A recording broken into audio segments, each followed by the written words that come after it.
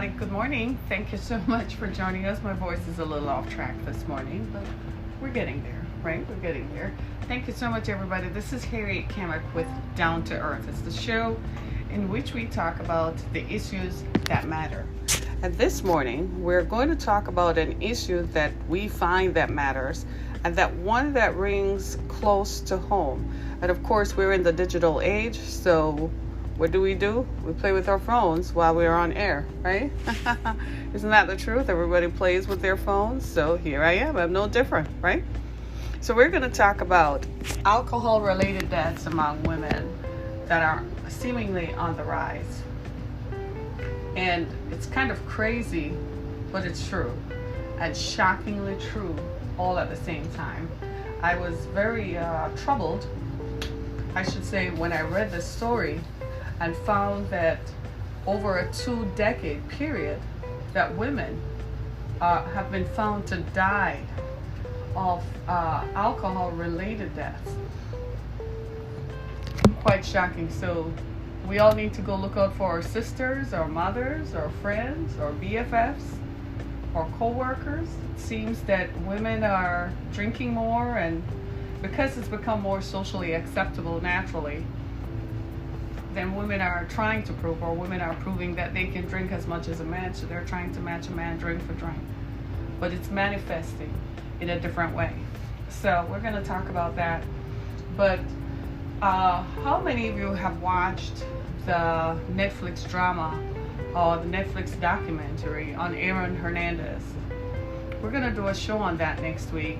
It talks about Aaron Hernandez, remember, the former player for the New England Patriots, whom I certainly hope do not go to the Super Bowl this year. Okay? And Aaron committed suicide while in jail because he had been found guilty of murdering someone.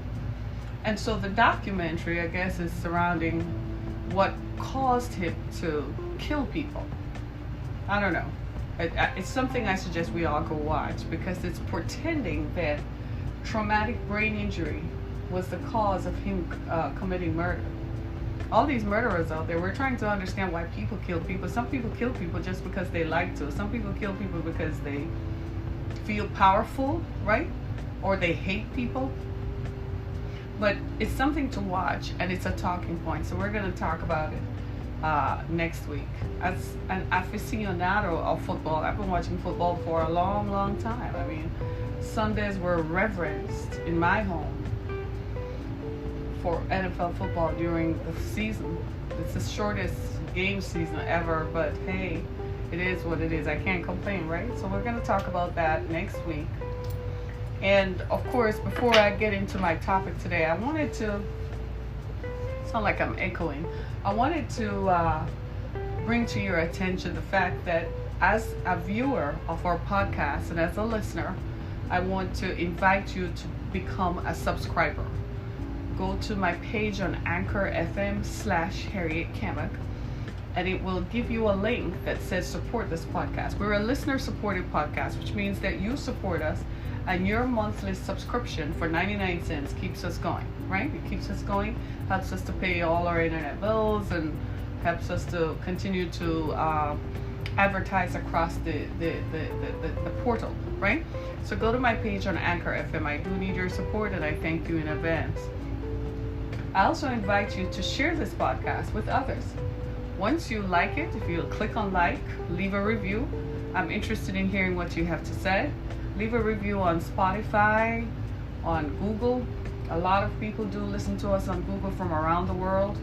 And I just want to say thank you to all of our listeners from around the world. How about that? Just give a shout out to the folks in Turkey, Bangladesh, Syria, Spain, Sri Lanka. I'm surprised. Folks in the UK, Canada, of course, and of course the United States. Thank you to everyone. People in South Africa, Namibia, Switzerland.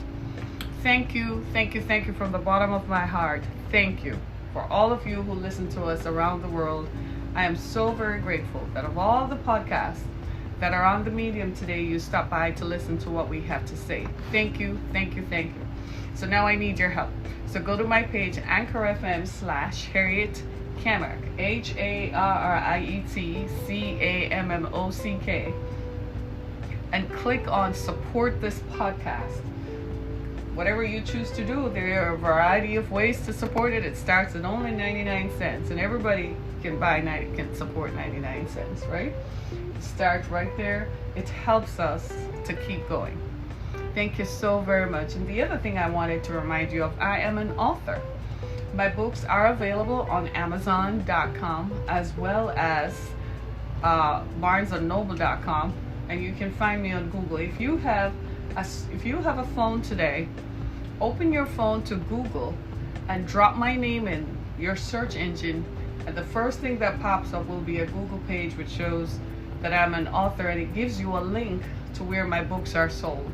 Right? My 3 books are out. You can expect my 4th book, After the Fire, to be out in a few months, right?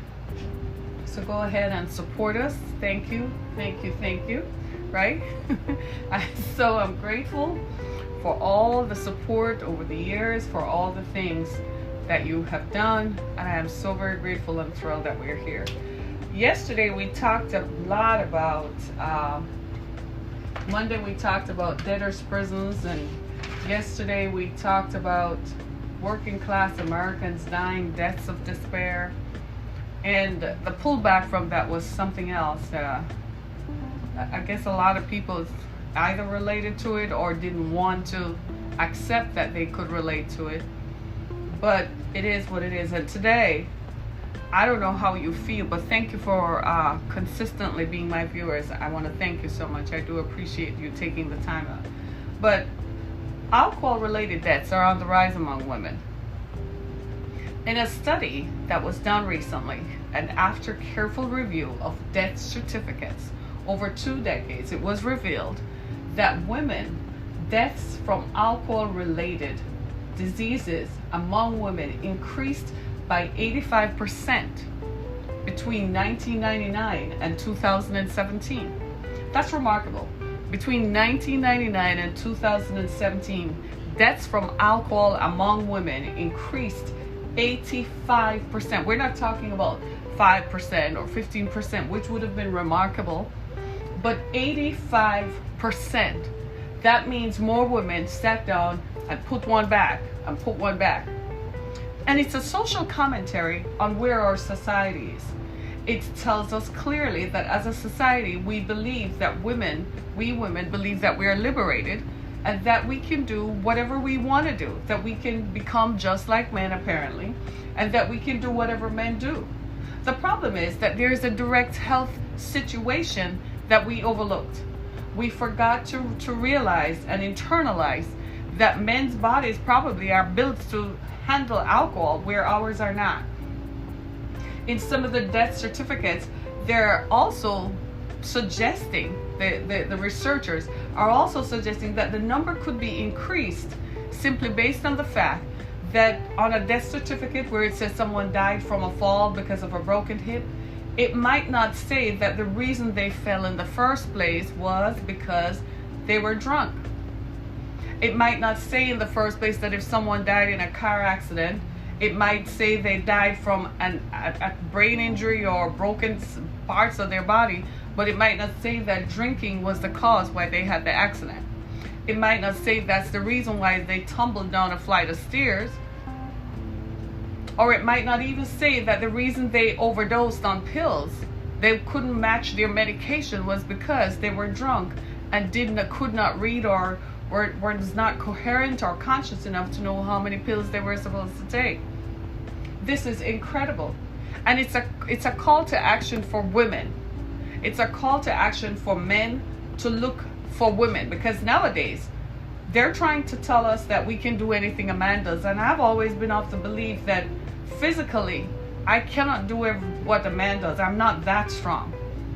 I cannot lift as much as a man does. If there were a war, right, and women were called into combat, the first thing I want to know is, where am I going to pee? Because I don't stand to pee. And I'm going to get sweaty and I need a shower. And I can't live like that. And what about when women have periods? So there are some things that the women's movement and the women and feminist movement forgot to take into consideration. It's just like in the military, right? You were so anxious for women to be taken equally. We forgot that we were to spend time on the issues that matter. The issues that matter is when we are qualified for the job, then we should be given the job based on qualifications. But what we forgot to take into consideration is that if women go in combat, we have tissues, we have boobs, we have hair to worry about, right? Are we all gonna just cut our hair off, right? And then we have periods. So how are you gonna have a period while you're out in combat for days when you're out hidden somewhere? You're gonna take a pill so you don't have a period for months? I just want to know. There's some things we didn't take into consideration. This is why recently, when we thought there was going to be a world war, there were so many jokes on Twitter circulating about women, and women just suddenly saying, I'm a stay-at-home mom, I stay home and take care of the kids, I don't have anything to say, I don't want to be in a war. Because suddenly the reality is, who wants that? I want to wear makeup every day. Can I put my makeup on before combat starts? There's some things we did not take into consideration. And one of them is proving this idea that is proposed and is propagated across media in comedies and in movies and on films, perpetuated by the Hollywood elite and the Hollywood establishment, is that a woman can drink. So in every film, a woman is always drinking. It seems to me that women drink all day, every day. So now it's accepted as a norm. It's not unusual to go out for lunch and women are drinking wine or having a drink during lunchtime. Initially, I used to be so shocked, and then I stopped being shocked. You see it in film all the time. As soon as she gets home, she pours herself a glass of wine. They romanticize it to make it seem like a glass of wine is one of the ways in which you can relax. But that builds alcoholism. It builds an addiction. And now here we are, 2 decades later, 85%. The increase of alcohol-related deaths has gone up 85% since 1999. And I dare say it could be more, because the record might not reflect that as a result of taking a drink, she overdosed on pills. It is alarming. You know what was even alarming is that 10th grade girls are drinking as much as 10th grade boys. Are you hearing me? 10th grade girls are drinking just as much as 10th grade boys, because it seems like these kids grew up watching women on TV and watching their moms and grandma drink, and it was okay. Women go out and have happy hour and they meet a colleague, a client, a friend, and have a drink. I'm the one who is drinking water, club soda, or having a cup of tea, because I don't drink. Because I never thought, I could never drink anyway, because most alcohol to me just tastes like rubbing alcohol. So it's not pleasurable. I could not derive pleasure from something that I knew was going to be inherently bad for me. Maybe women thought that drinking proved that they were just as equal to a man. You see it in situation comedies all the time on TV. There she is having drink for drink. He has a drink, she has a drink. How many times have you seen women just take a shot of tequila or take a shot of a margarita like it's nothing? All the time. And we're getting drunk and drunker, that is leading to our deaths. It causes severe health effects, and I'm going to go into that just a minute and tell you exactly what kind of deaths are resulting from it. Check this out. A review of death certificates over 2 decades revealed acute overdose, chronic use in combination with other drugs contributes to alcohol-related deaths. This is going to shock you. You ready for this one? 18,072 women died from alcohol in 2017, according to death certificates, compared to 7,662 in 1999. I'm just going to say it one more time so we get it.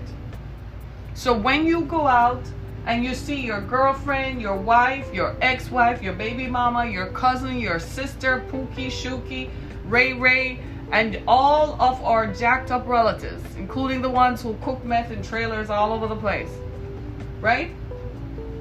When you see them drinking, think about this. 18,072 women died from alcohol in 2017. You know, nobody talks about it because it's embarrassing. So nobody's going to say that what killed mom or my aunt or what killed my relative is alcohol. Nobody's going to talk about it. Alcohol harms women more than men, involving heart health and some cancers. So if all of us have been wondering where all this cancer stuff is coming from, now you know, right? And here's the thing. Alcohol poisoning kills 6 Americans per day. So they're not making this up. They're not saying that this is not something that doesn't happen. They're saying this is something that happens. If alcohol poisoning kills 6 Americans per day, what does that tell all of us? Right? That tells us that we have a problem. We have a big problem. And it's called alcohol. It's like the barbarian at the gate. Women, wake up. We've got a problem. The problem we have is that we're drinking as if we're men. And we're drinking as if there are no consequences. It's almost as if your body is taking in alcohol and there is no consequence. It's just liquid and it's going to go away. I'm going to pee it out and it's just going to disappear. And that's what we're telling ourselves, and that's not true. There are consequences to drinking. Ladies, put the wine glass down. Stop drinking those shots of tequila. Stop it. And for all you young women who think that I'm meeting a friend for a drink, quit. You're not a man. Quit. You don't need to do that. Can we just say it? If nobody else is telling you, I'm just going to say, stop it. Stop trying to be so liberated that we liberate ourselves to where we're killing ourselves. It's not necessary. We have already made great strides. We still have a long way to go. The areas that we still need to win in on gender equality, the areas we still need to win in is equal pay. If we can get equal pay, then you don't need to go have a drink. You don't need to go have a drink that's going to kill you. Can we just be paid? If I'm still being paid 62 cents for every dollar that a man makes, I get paid 62 cents, he gets $1, we still have the problem. That's the problem. So let us correctly identify what the problems are and not try to cover it by going to have a drink. I don't drink. Recently someone invited me out for a drink and I said, you know, I'm a preacher. I don't drink. And he said, well, it's just a social thing to do and so on. I said, I don't drink. We can meet if you want and I can have a cup of tea, but I do not drink. So I don't go to places, I don't go to bars, right? I don't go to places where alcohol is the thing that they sell. I'm not that kind of, I just don't. It's just something, I don't know people, I just don't. I am terrified of taking stuff and substances into my body that is going to cause me irreparable harm. And I think we need to look at alcohol as harmful. The statistics are that 6 Americans per day are dying from alcohol poisoning. That is something to think about. So what we have created, what has become a social norm, is that women think it's okay to just have drink for drink with a man. So you go out and you drink and a man is having a drink and you are having one too. No. And here's the thing, it's so socially, it's almost as if someone like me, I'm an anomaly because I don't drink. And I've been out with groups of women and they're all drinking and I don't. And they look at you as if, what's wrong with you? You are not with this generation. No, I don't want to get sick. There are enough toxins in the atmosphere. There's enough stuff in the food I eat. I really don't need to take any more poisoning. Thank you very much. But I also think that drinking alcohol impairs me. So if I can't drive, right? And if I can't function normally, I think that's my problem. So if it's going to impair me or make me not act the way that I want to act, that's really where the issue lies for me. And so our culture, our socialized culture has socialized us to believe that it's okay to have a drink after work. It's okay to have a drink while you're relaxing. Do you know that sexual assault increases, the likelihood of sexual assault increases when alcohol is present? Because what you hear happen all the time, I had a drink and I don't remember what happened. So they literally are waiting for you to have a drink because then they think you're going to be drunk and you won't remember that he took advantage of you when you were trying to say no, you couldn't consent. They had to literally pass laws to say if someone is drunk, they can't consent to sexual activity. And we do this over and over. We see hordes of young women teetotaling out of a bar, like they're teetotaling out of a bar, like they're just tittering over the edge. If I ever see one of my daughters doing that, I'm gonna slap her silly. Slap some sense back into her. Yes, I will. Why would you drink to the extent that you become so impaired that you don't know if you got into an Uber or not? You literally are gonna trust someone to take you home? Drink in the comfort of your home. This is the problem. This is what it is. The study that I read, the research that was done, took into consideration that a lot of these could be baby boomers, right? Who are drinking more because they're alone. They could be lonely. Doesn't matter. They could be Generation Xers who are drinking. Millennials are more into their health, so maybe they will abstain a little bit, but they also drank in college. And the thing about it is because it's socially acceptable, so we kind of are telling the rest of us and telling the everybody else that it's okay for you to have a drink. As far as I'm concerned, one glass of wine is enough to knock anybody out, so you shouldn't get behind the wheel. But then it becomes a lifestyle. I remember when my daughter went to college, all her friends were drinking wine. They used to get together to drink wine. And I used to say, why? Right? And I used to say to her that if you're not careful, it becomes a habit. And before you know it, you leave college, you graduate, and you start working, and you find yourself always drinking to cope. Oh, I just need a drink to just help me cope with this.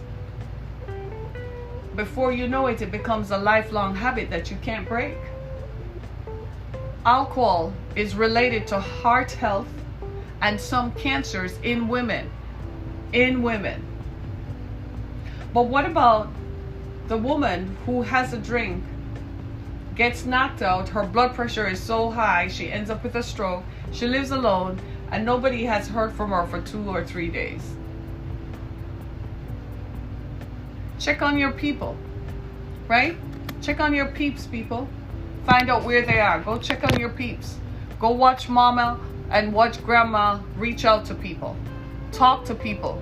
Tell them put the bottle down. Come on, put the bottle down. Put that bottle down. Put the shot glass down. I know in our culture, I lived with, my ex-husband was an alcoholic. So I know what I'm talking about. I mean, he lived for entertaining his friends. As soon as someone came over, he offered them a drink, even if they didn't want a drink. He was forcing it on them because he wanted an excuse to drink. And so we had liquor like it was going out of style. I mean, he had a Johnny Walker Black thing that was half my height. So he used to buy Johnny Walker Black and Johnny Walker Red whiskey. He explained to me the difference between Hennessy and what's the other one? He drank only Remy Martin. That thing is expensive. I think it's still expensive today. Right? He explained the difference to me.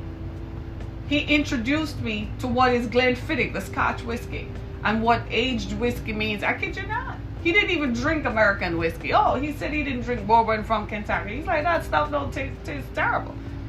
And I'm like, doesn't all of it taste bad? So I lived with an alcoholic.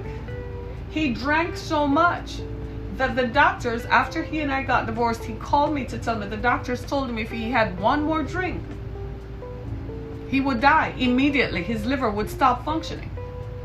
He had to go to an alcohol treatment program to cope with not drinking.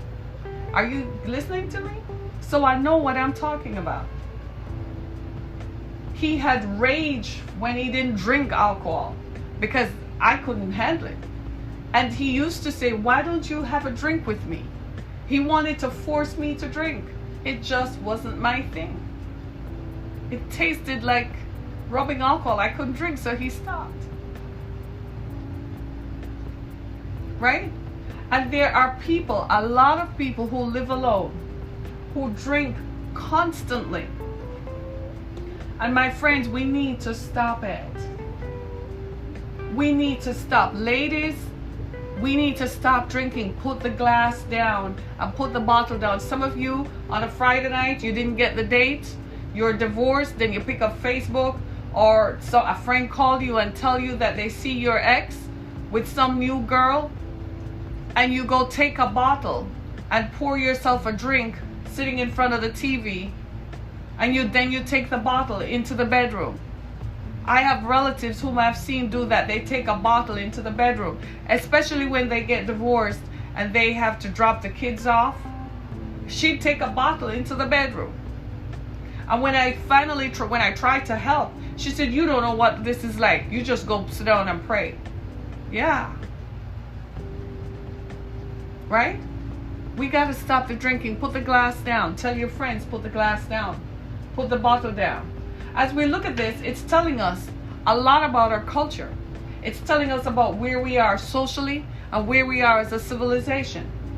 That in an effort to prove that we're as equal to men as possible, we might have crossed the line. We missed the boat. The areas that we should seek equality on, whilst we are seeking those, we're trying to prove it in other areas that are not necessary. Ladies, don't go try to lift up a dump truck. There's just some things. I'm not going to pick up a gun and run into combat. There are just some things, no. Because I still want to know, how do you pee? When people say they're this and that, I'm like, when you go to pee, how do you do it? Do you stand or do you have to squat? Do you sit when you pee or do you stand? Do you still have to deal with PMS? Right?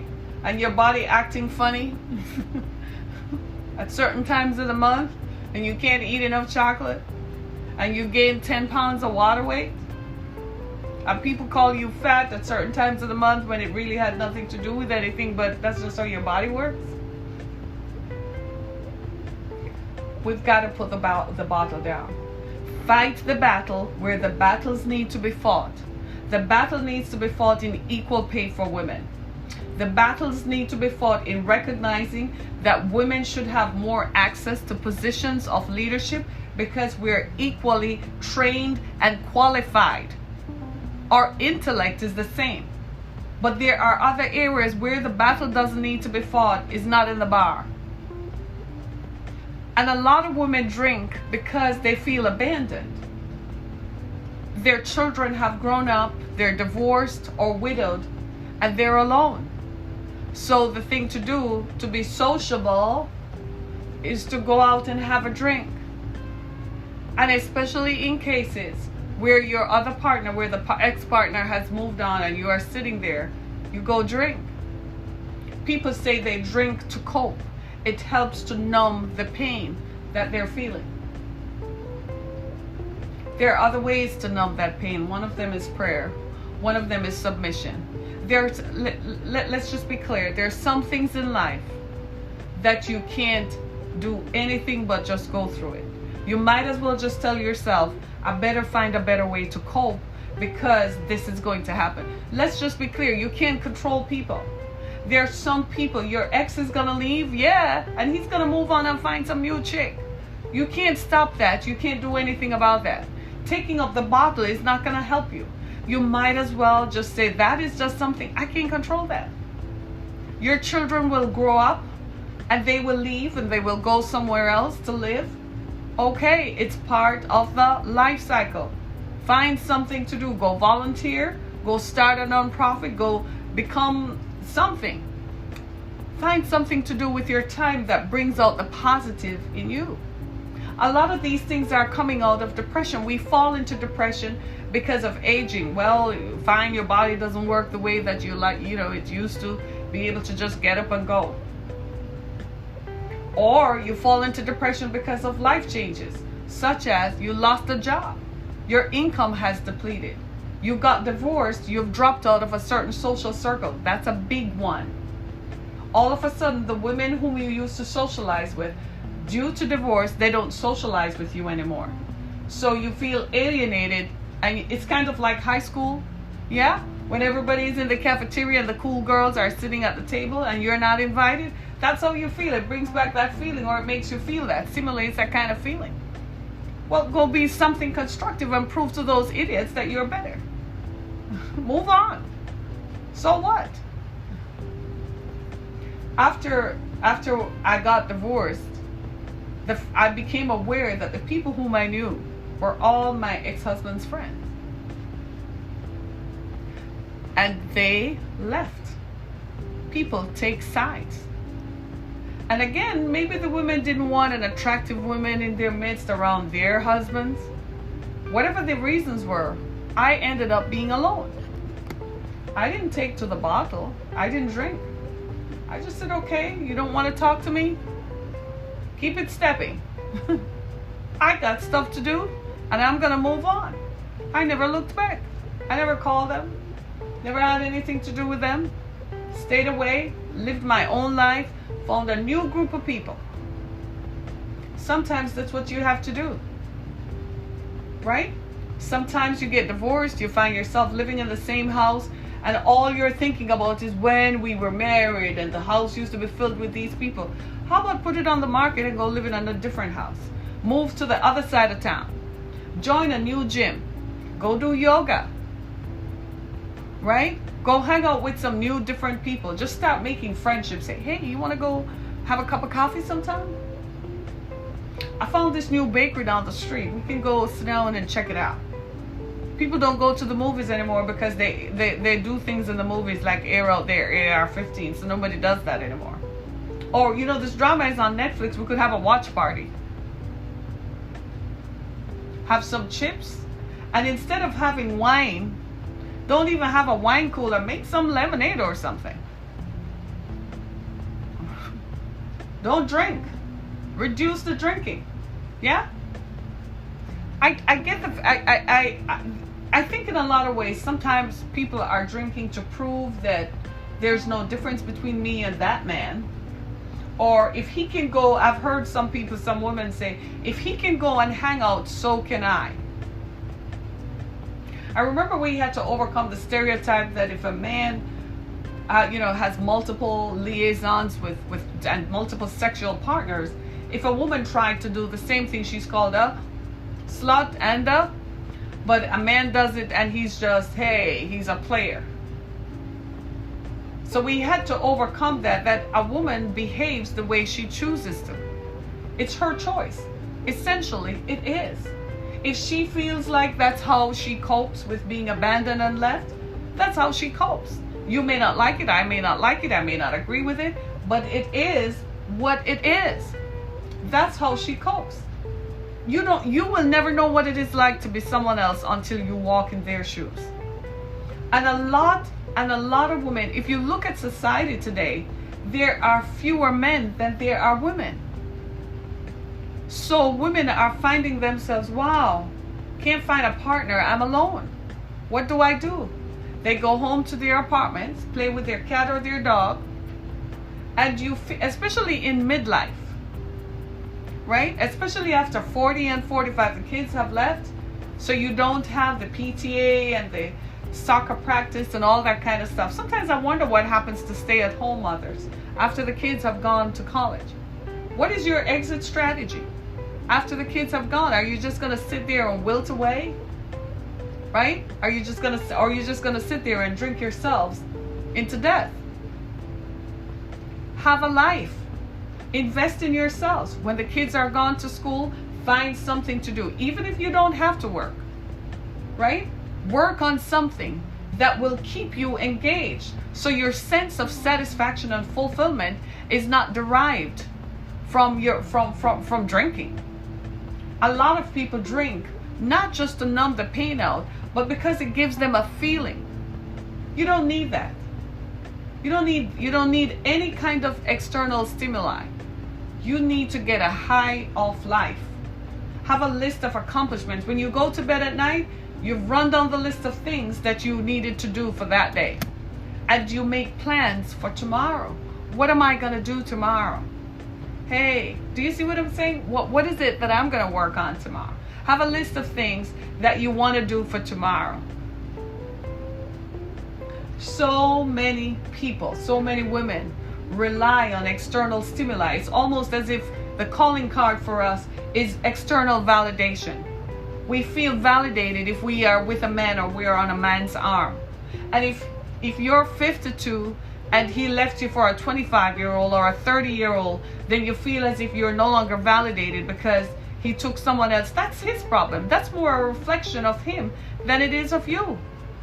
And if you can't find someone else to be on someone's arm, there are armloads of things that you can do, armloads of projects that you can do that can be equally fulfilling. In other words, change your mindset. We place way too much validation on other people validating our existence. How about just being self-validated? I am a human being and I am here. Do you know what I have found? A woman who is confident and conscious of who she is the most dangerous female on the planet. That's the one nobody wants because they're afraid of her, because she's powerful. She's powerful because she's empowered. She does not rely on anyone else's validation to affirm her existence. That female is the most powerful. I don't have to look like anyone to be me. I was created in my way. This is the way that I was created. I'm fine. I don't need you to validate my existence, that I'm human. And if it happens, it happens. But if it doesn't, I'm not going to crawl up in a ball and roll under a bed and pull out a bottle at night to say, oh my God, woe is me. No. We need to find better ways to cope. And one of the things that I've noticed about the well-being movement, it has not addressed this part of our lives. It tells us to eat and drink green stuff and all kinds of horrible tasting things that make us vomit and stuff. That still didn't stop the cancers from afflicting our bodies, but it never told us about self-affirmation and validation. Women today are still being validated. You know, one of the common ways is dress size. I know that because I've been afflicted with that for years. I mean, it took a heck of a lot to not eat to stay a size 2. A few years ago, I said, quit. I can't be bothered. I'm hungry all the time and irritable. I have to eat. And I'm happy. You don't like it, that's your problem. As long as my doctor and my health care is good, then tough luck to you. And I have to say that there's this body mass index is full of baloney. They need to quit it. A woman like me who has a bust, my body mass index is going to read higher because when they measure it around, I have busts, I have boobs. They need to cut it out. So women now look at ourselves and we have to look androgynous almost. You have to look like a male body with just breasts on top of you, narrow hips, no butt, no waistline. So you don't look like a woman, you look like a man, you just have boobs on. And that's the image that they're telling men that that's what a woman looks like. This androgynous female, that it could be a man or a woman, it doesn't matter. Whatever you want it to be, it's an option. So women chase that image. And how a lot of women stay thin is by, you know it, drinking. They use drugs and drinking to stay thin because it's empty calories. They're hungry, they take a drink. They drink a glass of wine, the calories are less. They drink a glass of wine with lunch, then it becomes 2 glasses. to stave off hunger. And then they go home and they drink so they won't eat, until drinking becomes a habit that cannot be broken, and it leads to complications later because they don't want to gain weight, because the society marginalizes women and say you have to fit into a certain dress size. A woman who has had children, born children, a woman in middle age, in her 50s and 40s, right, who comes stacked like a woman, but she has to fit into what society dictates. Those are homosexual men who don't like women in the first place. So they're never going to enjoy a woman's body. So what does it matter what you look like? But that's the image that they portray, and that's what we ascribe to. Again, we're looking at external stimuli. So women drink to stay slender. It's not unusual in the modeling world, for instance, for people to take diabetic drugs to stay slim so they won't eat. Did you know that? A lot of models inject themselves with insulin so they won't get hungry. A lot of very wealthy people eat desserts and take diabetic pills, have their doctors write them diabetic pills so they will not eat, just to stay a size 2. Size 4 is obese. Just look at Hollywood. Size 4 is obese. Size 6 is obese. Size 8, you're off the Richter scale. That's morbid obesity.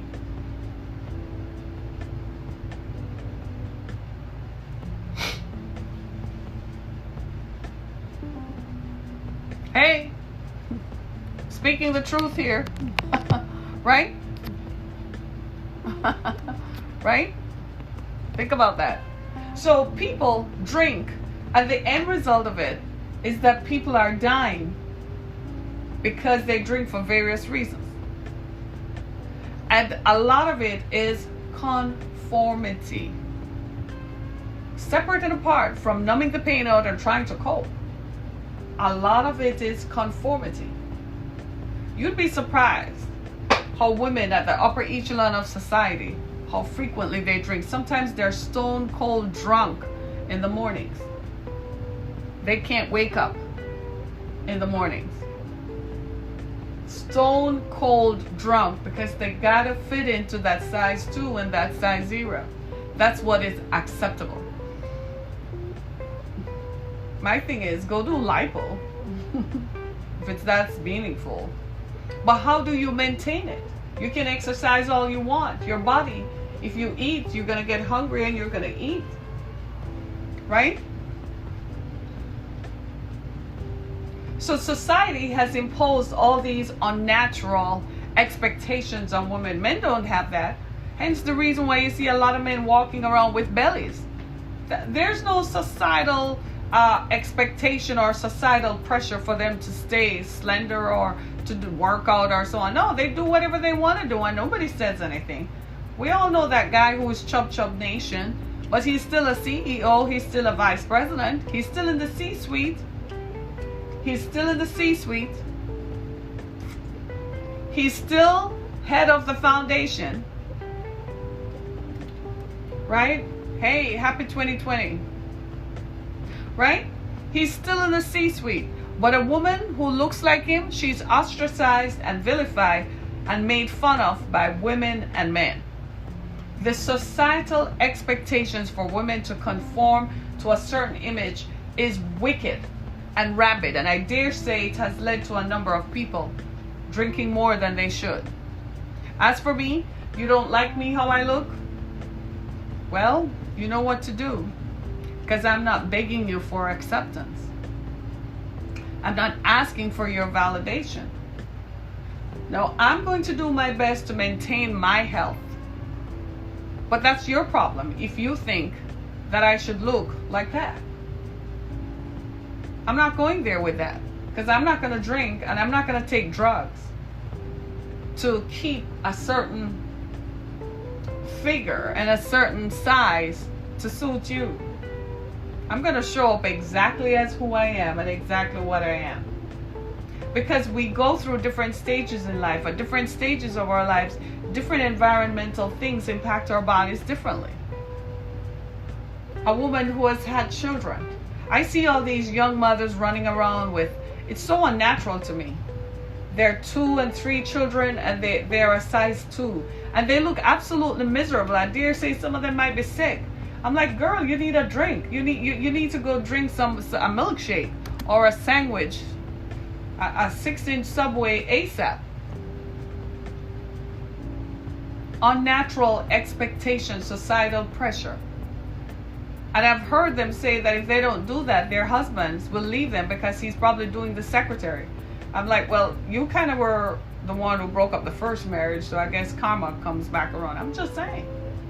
Because you thought that his first wife was just lazy. Then you had children. You grew up. And you started having children and realized this was a real fight. Societal pressure. Where did this body image thing come from?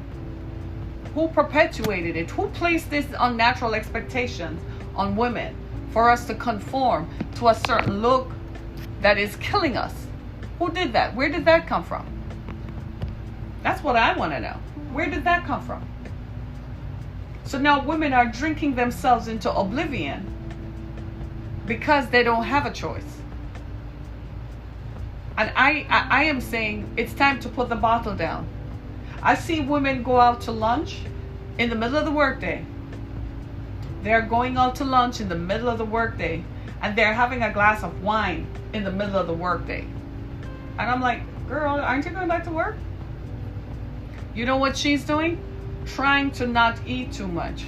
After work, especially in our fast-paced divorce culture, people go head down to the bar, especially if it's that time of the week when the kids are being picked up by the other parent. They head down to the bar to go numb your pain out. And they drink and go home by 9 o'clock so that they can be functional for work tomorrow. There are a lot of people who are functional alcoholics. They go to drink. They go home by 9 o'clock. And you can tell a lot of people use eye drops to take the red out of their eyes. But if you're really staring their eyes, you can see the blood vessels in the whites of their eyes. You can see the jaundice taking over their liver with a pale yellow coating on their eyes.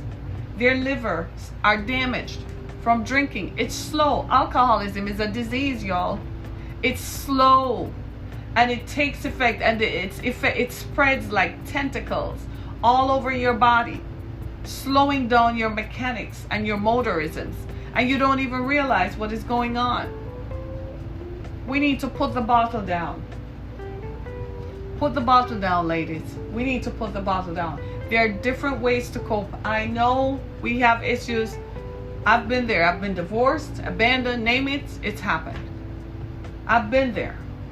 And when I say there are other ways to cope that have long-term health benefits, trust me, I just didn't do the drugs or the drinking.